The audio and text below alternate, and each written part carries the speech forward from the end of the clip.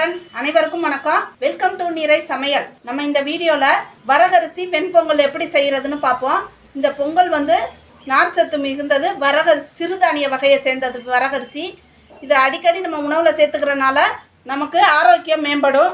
இது நார்ச்சத்து அதிகமாக உள்ளது, அயன் இருக்கு, கால்சியம் நிறைய இருக்கு. இப்போ நம்ம இந்த பொங்கல் எப்படி செய்யறதுன்னு பார்ப்போம். இந்த வீடியோவை பாருங்க, சப்ஸ்கிரைப் பண்ணுங்க, பெல் பட்டனை கிளிக் பண்ணுங்க. நான் போடுற எல்லா வீடியோஸும் உங்களுக்கு நோட்டிபிகேஷன்ல வந்துடும். வீடியோவை பார்த்து கமெண்ட் பண்ணுங்க, ஷேர் பண்ணுங்க, லைக் பண்ணுங்க. வாங்க வீடியோவுக்கு போகலாம். இப்போ வரகரிசி பொங்கலுக்கு தேவையானது ஒரு கப் வரகரிசி எடுத்துக்கிட்டேங்க. ஒரு கப் வரகரிசியில் நான் நல்லா தண்ணியில் அலசி அரை மணி நேரத்துக்கு முன்னாடியே, நம்ம செய்ய போகிறதுக்கு அரை மணி நேரத்துக்கு முன்னாடியே தண்ணியில் அலசி ஊற வச்சு எடுத்துக்கிட்டேன். அந்த ஊறின தண்ணியையும் நம்ம அளவுக்கு எடுத்துக்கலாம், அதை அப்படியே வச்சுக்கோங்க. தண்ணி இல்லாமல் இப்போ நான் எடுத்திருக்கேன். பாசிப்பருப்பு 1/4 கப்பு எடுத்திருக்கேன். 1/4 கப் பாசிப்பருப்பு. இதை வறுத்து வெறும் சட்டியில் வறுத்து தண்ணி ஊற்றி ஊற வச்சு நான் எடுத்திருக்கேன். முந்திரி பருப்பு தாளிப்புக்கு ஒரு 10 முந்திரி பருப்பு, சீரகம் 1 டேபிள் ஸ்பூனு, மிளகு வந்து 1 டேபிள் ஸ்பூனு. நான் வந்து 1-2 தட்டி வச்சுருக்கேங்க. அப்படியே போட்டால் சின்ன குழந்தைங்க பிறக்கி போட்டுருவாங்க, அதனால 1-2 தட்டி வச்சுருக்கேன். இப்போ தேவையான அளவு நெய், உங்களுக்கு எவ்வளோ தேவையோ அவ்வளோ போட்டுக்கலாம். தாளிப்புக்கு ஒரு இனுக்கு கருவேப்பிலை, தேவையான அளவு உப்பு. இப்போ எப்படி செய்கிறதுன்னு பார்ப்போம். இப்போ குக்கரில் நம்ம ஊற வச்ச வரகரிசிங்க 200 கிராம், ஒரு கப்புங்கிறது 200 கிராமுங்க. நீங்கள் எந்த அளவு எடுக்கிறீங்களோ அந்த அளவுக்கு வச்சுக்கோங்க. இப்போ 200 கிராம் அரிசி ஒரு கப் அளவு போட்டாச்சு. பாசிப்பயிறு வறுத்து ஊற வச்சுருந்தேன், அதையும் போட்டுக்கிறேன். தேவையான அளவு உப்பு போட்டுக்கிறோம். உப்பு போட்டுட்டு நம்ம இந்த இதில் எந்த கப்பில் அளந்தோமோ அந்த கப்பு அளவுக்கு நீங்கள் 3 பங்கு தண்ணி வைங்க. அப்போ தான் வந்து பொங்கல் நல்லா சாப்பிட்டா நல்லாயிருக்கும். இப்போ நான் 3 பங்கு தண்ணி வைக்கிறேன். கழுவி வச்சுருந்த தண்ணி நான் எடுத்து வச்சுருக்கேன், அதில் அளந்து ஊற்றுறேன். மிச்சத்துக்கு பத்தாவதுக்கு நீங்கள் நார்மல் வாட்டர் ஊற்றிக்கோங்க. இப்போ 3 பங்கு தண்ணி ஊற்றுட்டேங்க. நல்லா கலந்து விட்டு நம்ம குக்கரை ஸ்டவ்வில் வச்சிடலாம். குக்கர் மூடி போட்டு நம்ம ஹையில் வச்சுருக்கேங்க. நான் வெயிட் போடலை, வெயிட் போடாமல் வச்சுருக்கேன். இப்போ இதில் ஆவி வரட்டும், அப்புறமா நம்ம வெயிட் போட்டுக்கலாம்.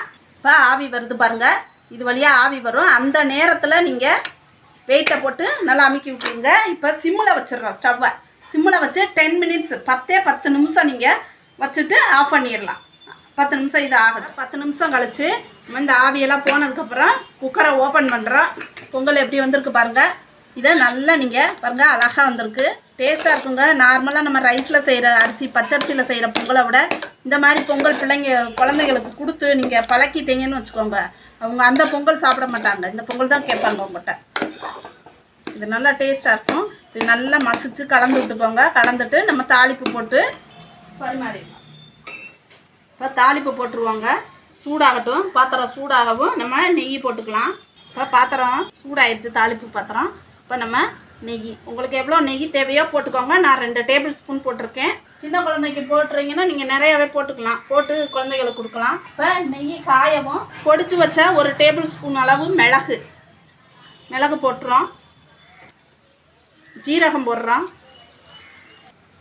சீரகம் நல்லா பொரிஞ்சிருச்சுங்க. இந்த ஸ்டேஜில் நான் ஒரு சின்ன 1/2 இன்ச் அளவுக்கு இஞ்சி கட் பண்ணி வச்சுருக்கேன் பொடிசா. அந்த இஞ்சி போட்டுக்கோங்க.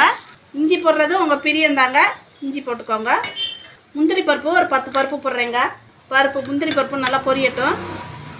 முந்திரி பொரிஞ்சிருச்சு, நம்ம கருவேப்பிலையை போட்டுடலாம். கருவேப்பிலையை போட்டுட்டு ஸ்டவ் ஆஃப் பண்ணிடுங்க.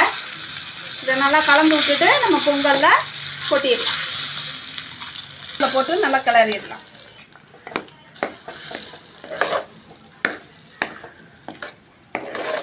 அருமையான சுவையான வரகு அரிசி பொங்கலுங்க. இப்போ நம்ம சர்வ் பண்ணிடலாம், பரிமாறிடலாம். சுவையான வரகரிசி பொங்கல் தயாராகிடுச்சுங்க. இதுக்கு தொட்டுக்க சைடிஷ் தேங்காய் சட்னி, வரமிளகாய் போட்டு தேங்காய் சட்னியை அரைச்சி வச்சுருக்கேன். இது வந்து சாம்பாருங்க. 2 வச்சு நீங்கள் சாப்பிட்டீங்கன்னா அருமையாக இருக்கும். இந்த வீடியோவை பாருங்கள், சமைச்சு பார்த்து எனக்கு கமெண்ட் பண்ணுங்கள். தேங்க்யூ.